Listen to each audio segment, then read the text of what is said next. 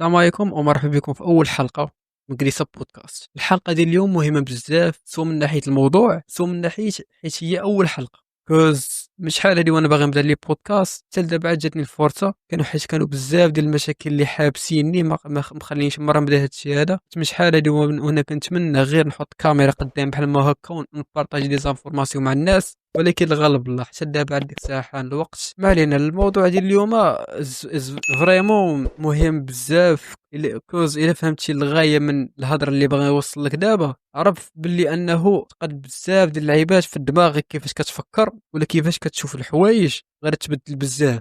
I don't know why، ولكن trust the video and trust me، ان شاء الله غادي يكون على الخير. الموضوع ديال اليوم كما تشوف العنوان هو انه علاش الواحد فاش كيبغي يحسن من حياته ما كيقادش، ولو حتى بدا واحد السيمانه جوج كيحبس وكيرجع ازيرو. هذا هو الموضوع بالضبط اللي باغي نناقش معكم اليوم. ما غاديش نناقش كل شيء حيت الموضوع فريمون كبير، وخاصني فهمتيني باغي كل فكره نتعمق معكم فيها as possible باش تفهموها. فهمتي دابا باش تفهم منين كيجيو عندك المشاكل، خاصنا نفهموا واحد الفكره بعدا اللي هي كيفاش المعتقدات ديالنا كيأثروا على الطريقه كيفاش كنفكروا ولا كنشوفوا الحوايج. بعدا خلينا نفهموا شنو هو المعتقد، حيتاش هاد الكلمه هذه كنسمعوا بها ولكن ما عارفينش بالضبط شنو هي. دابا الاعتقاد هو المنظور اللي كنشوفوا به الحاجه، وباش تفهم معايا الاعتقاد خاصني نعطيك واحد المثال. مثلا غادي نعطيك مثال بواحد مسلم وواحد تابع للديانه غير الاسلام، المنظور ديالهم كيفاش كيشوفوا الزينه. دابا المسلم من داكشي اللي تعلموا من الدين ديالو ولا داكشي كيامن به، عارف بلي ان الزينه واحد الحاجه اللي حرام، والا درتي عارف راسك انك راسيتي الله والاوامر ديالو. وبينما واحد اللي كينتمي للدين غير الاسلام كيشوف ان هذا الامر من حقه يديرو، ما حد كاين تراضي بين الطرفين، هو امر شخصي وما عاد الحق حتى شي واحد انه يحرم ولا يحلل ديك الحاجه. ومننا كنشوفوا انه راه فكره وحده اللي هي الزينه، ولكن بسبب المعتقدات كل واحد وكيفاش كيشوف ديك الفكره وكيفاش عنده المنظور ليها. فهمتي؟ ونفس الحاجه كطرانا فاش كنبغيو نغيروا حياتنا. مثلا واحد فاش كيبغي يبدل حياته بواحد الموتيفاسيون اللي كتجي في الاول زائفه، وهالنقطه اللي غادي نركز عليها من بعد، هو انه فاش كيبدا كيدوز واحد النهار يومين كيلقى راسو انه طاح، كيبغي يعاود كيطراو نفس المشكل انه كيبدا نهار يومين كيطيح، صافي عقله اوتوماتيكمون كيعتقد باللي انه راه واحد الانسان اللي فاشل وعمره غادي يزيد بحياته لقدام. علاش؟ حيت طاح المره الاولى طاح المره الثانيه، صافي بحال تربى وترسخ في الدماغ ديالو داك المعتقد. فهمتي؟ خاصنا نبقاو نركزوا هاد الحوايج الصغيره، كوز هي اللي كتخليك تبني واحد الفكره ولا واحد النمط ديال الحياه اللي تقدر تعيش عليه. حيت راه اي حاجه كتشوفها دابا نتايا، راه المنظور كيفاش كتشوف العالم وكيفاش كتشوف اي حاجه راه مجرد معتقدات اللي تربات وترسخات في الدماغ ديالك، ولات مثلا بحال شكل العدسه اللي كتشوف بها الحاجه. اما الا جينا في الرياليتي وجينا نشوفوا حقيقه الشيء از نوت ذا سيم بتاتا مع داك الشيء اللي كتشوفوا به انت. يقد داك الشيء يكون بصح الا كنت كتشوف بالمنظور الصحيح، ولكن اذا كان عندك منظور غلط عليها راه عرف راسك كتبقى في واحد الصراع بين المنظور ديالك والرياليتي، وعمركم غادي تقادوا كوز المنظور ديالك في هذا المسار والرياليتي في هذا المسار. فهمتي؟ دابا غنعاود لك بلان اللي طرا لي انا قبل ما نبدا الكونتنت اون جينيرال، قبل ما نحط فيديوهات كيف ما كانوا. دابا انا الساطر مش شحال هادي وانا باغي نبدا الكونتنت، ولكن واحد المعتقد كان عندي اللي غلط هو انه فاش غادي نبدا نحط فيديوهات ويشوفوهم الناس، الفكره اللي كانت عندي والمعتقد اللي كان عندي هو انه اي واحد شاف فيديوهات ديالي كوز حيت بادي بماتريال ناقص، الكاميرا عيانه، الطريقه كيفاش كندوي باقي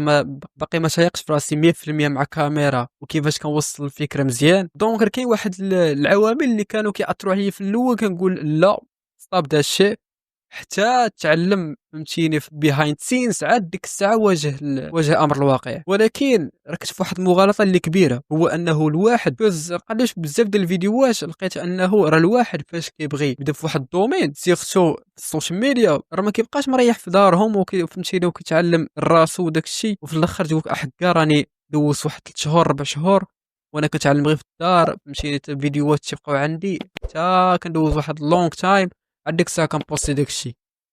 راه الا ما تعلمتيش وسط السوشيال ميديا عرف راسك انك غير كتضيع الوقت. فهمتي؟ وهذه الهضره اللي كتنقول راسي ديما، انه الافكار اللي عندك دابا الا ما كنتي كتحطهم في السوشيال ميديا وكتشاركهم في السوشيال ميديا، عرف راسك انك من مستقبلا راه ما غادي تزيدش المره القدام، وتبقى بنفس الفكر وبنفس الهضره وبنفس طريقه الهضره اللي كدوي بها دابا. فهمتي؟ داكشي علاش اقتحمت العقبه وقلت لا، خاصني نبدا نبوستي هذا الشيء، واخا انا باقي فهمتيني كنحس براسي باقي زيرو اخاي، ولا باقي نقولك باقي ناقص واحد فهمتيني. في انا كيفاش كندوي، وانا كيفاش كندوي مع كاميرا، واخا نبان لك انا راه ام جود يا كنحس براسي راني شويه مقارنه مع اول فيديو، ولكن راه باقي نحس براسي والو فهمتيني مقارنه مع ناس اخرين واصلين في الدومين وداكشي كامل. دابا مور ما عرفنا المعتقدات، التاثير ديالها على الافكار ديالنا، غنبداو دابا نناقشوا في المشاكل.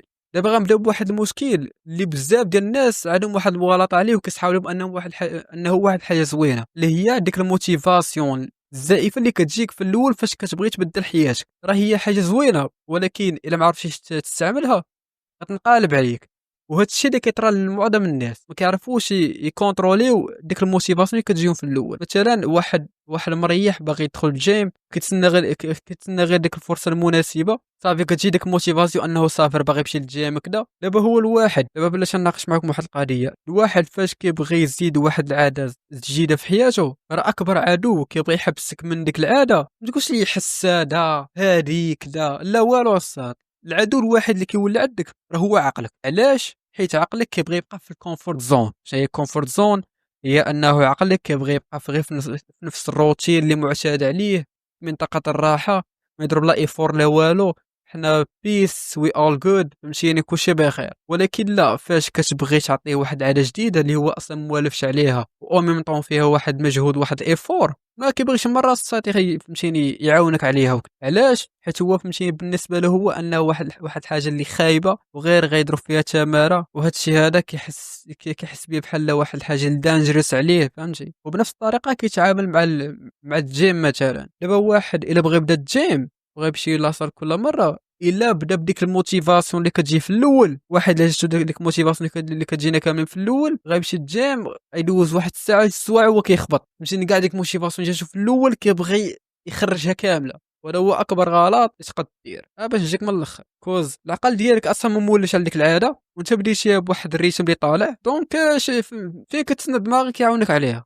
هذا هو المشكل اصاحبي، فين كتسنى دماغك يعاونك يقول لك لا فهمتيني هادشي اللي كدير زوين وي اول جود احكا. لا السطر اين فوا غادي يشوفك كضرب تماره بزاف به، هو غادي يقولك فلان حبس لي الزمر هذا، خلينا خويا نرجعوا غير على الكاشه فهمتيني، الراحه السباحه سكرولينغ السهير الله يجعل البركه فهمتيني، حنا راه مزيانين هكا فهمتي، وهكا الصاد ترجع ازيرو. ولكن بناء الواحد اللي كيعرف يخدم ديك الموتيفاسيون وتكون عنده على درايه بالعادات، كيفاش كتكون، مناش كتكون، وكيفاش تبغي تربي.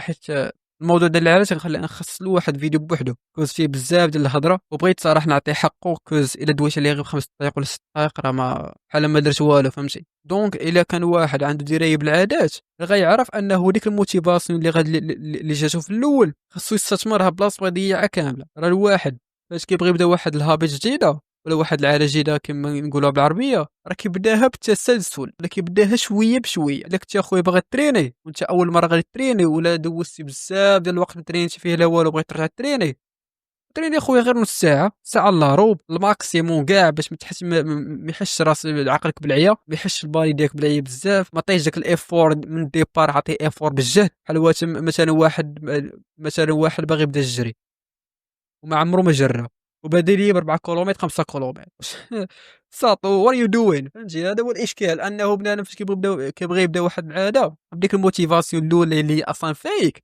يبدا بواحد الريتم اللي طالع اللي هو اصلا ما مولفش عليه. العقل ديالو غادي يقول له ستوب دا الشيح، كوز ما باغيش هو اصلا يخدم. سوا طيه غير واخا طيه غير 2 دقائق في النهار ولا 3 دقائق مثلا في النهار، تقول له قرا فيها، راه هادشي راه بالنسبه له هو راه ايفور فهمتي. حيت ديما الدماغ كيبغي يبقى في الكومفورت زون، حيتاش هو اصلا مبرمج باش يبقى في الكومفورت زون ويخليك ديما في الامان والراحه. داكشي علاش دابا من الصباح وانا كنطبل كنقول لك انه الا بغيت تبدا واحد العاده جديده، بدا اخويا غير بشويه بشويه. نعاود لكم واحد ليكزومبل اللي كان طرا لي انا مع كتوبه. فاش بغيت نبدا نقرا كتوبه، عندك في الاول كاع في الديبار فاش ما كنتش مره عارف حتى شي حاجه على العادات زعما كيفاش تقدر تربي واحد عاده جديده، بديت الصاد ديريكتومون، بديت ب 10 صفحات في النهار الاول قديت، حيت كانت هذه الاراده باقي قويه. حتى الاراده براسها خاص ندير عليها فيديو، كوز فيه هضرتي بزاف ما علينا. كانت في الاول عندي الاراده قويه، ولكن مع الوقت لقيت راسي انني ما بقيتش مره عندي بقات عندي نفس الاراده اللي كانت عندي في الاول ديال القرايه. لقيت راسي انني اين بغا كنحل الكتاب كما كان والو الصاد، ما بقاتش مرة نقرا، فهمتي؟ بحال كنولي زيزون كي زيزون بحال المهم كنعيا الصاد، فهمتي؟ هذا هو البلان. ولكن فاش مشيت قلبت على المصدر ديال المشكل وزعما كيفاش نحلو the same thing اللي مصباح انا كنقول لك، هو انني خاصني نقلل من العاده وردها الساط على واحد الحاجه اللي العقل يحس بالسخافه حيت انت عاطي هذيك الفاليو الصغيره اللي منعدمه كاع. وهكا الساط كتولي تقاول بدماغك بلا ما يعيق. وهكذا فاش كتولي كتمارس ديك العاده داي افتر داي داي افتر داي، عقلك اوتوماتيكمون صافي كترسخ ديك العاده في واحد المنطقه اللي كتسمى العقد القاعديه اللي هي مولفه للعادات. وكتخليه فهمتيني انك دير داكشي فاش توصل لوقيت داكشي ديرو لا تلقائيا. المهم داخل في العادات وكذا خليه تندوي عليه من بعد. المضمون انه عندك فاش كتجيك ديك الموتيفاسيون الاولى عرف كيفاش ميتريزيها، كوز هذه هي اهم حاجه خاصك دير فاش تجيك موتيفاسيون في الاول. دابا من مور ما عرفنا الموتيفاسيون الزائفه كيفاش نتعاملوا معاها، دابا غادي نجيو للمشكل الثاني واللي هو الاصل. المشكل الثاني هو ما كنعرفوش نواجهوا المشاكل في الرحله ديال التغير. دابا هي شوف، المشاكل في الحياه ما كيساليوش ياك، هذه متفقين عليها، ولكن عمرك سولتي راسك علاش ربي خلق المشاكل من بنت البشريه لدابا وباقا تبقى مستقبلا؟ ولا عرفت شنو؟ تخيل معايا حياتك بلا مشاكل، كيفاش كانت غادي تكون عندك هذه الحياه هذه؟ ما كانتش مره غادي تكون عندك حياه. حيت هو في الاصل راه المشكل راه هو غير ابتلاء من عند الله. ودابا في هذه القضيه غير انت وعلى حسب المعتقدات اللي عندك وكيفاش كتشوف المشاكل. كوزر كاين دو كاتيجوري ديال الناس اللي كيفاش كيشوفوا المشاكل. كاين الناس اللي كيشوفوا بانها صافي واحد الطيح على شكل كبير ما قادش مره يخرج منه، وكاين اللي كيشوفها على شكل امتحان انه الى تجاوزه ونجح فيه راه غادي يزيد بحيث لقدام بسبب داك المشكل اللي طاح فيه. دابا غنعطيك مثال بواحد شاده فيه بليه خايبه كما كانت وشراب كارو المهم ابتلاء كان هو دارو راسو، هو راه دارو راسو ولكن راه او ميم طون ابتلاء مع الله. دار كاع الابتلاءات اللي في الدنيا عباره عن مشاكل وعباره عن امتحانات مع الله. هذه راه متفق عليها كاملين. واحد الا كان باغي يبدل راسو ويحيد من ديك البليه، الا كان عنده الايمان براسو كبير والايمان بالله كبير، غادي تقاتل النهار الاول النهار الثاني يطيح المره الاولى المره الثانيه المره الثالثه حتى ربي يهز على ديك الابتلاء. هذا كما نقولوا الانسان القوي ايمانا وفكرا.